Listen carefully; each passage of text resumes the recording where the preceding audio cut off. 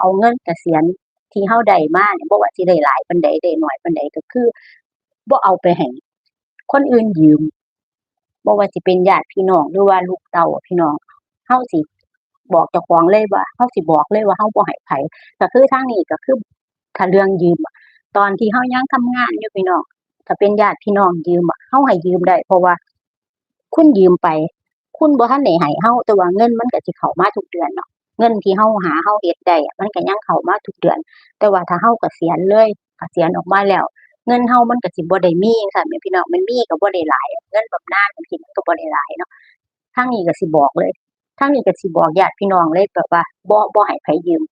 เงินก้อนนี้เอาไว้ท่าให้สำหรับชีวิตเจ้าของสิเครียดก็สร้างพี่น้องก็คือเฮาบอกไปเลยเพื่อความสบายใจเพราะว่าหนึ่งเฮาก็รู้อยู่แล้วว่าการที่เงินเฮาอะถ้ามันออกจากมือไปอะไปอยู่ในมือเขาอะอีตอนเอากับอีตอนคืนน่ะมันบ่คือกันแหมพี่น้องก็เลยตัดปัญหาแบบว่าบ่อยากลำบากใจก็คือแจ้งเลยบอกทุกคนไปเลยอะพี่น้องว่าบ่ให้ไผยืมแล้วก็บ่ไปยืมไผก็คือเว้ากับเขาไปจั่งซี้เลยแม่นสิหมั่นไส้หรือสิชังก็ตามก็ทางนี้ก็คือสิเว้าจั่งซี้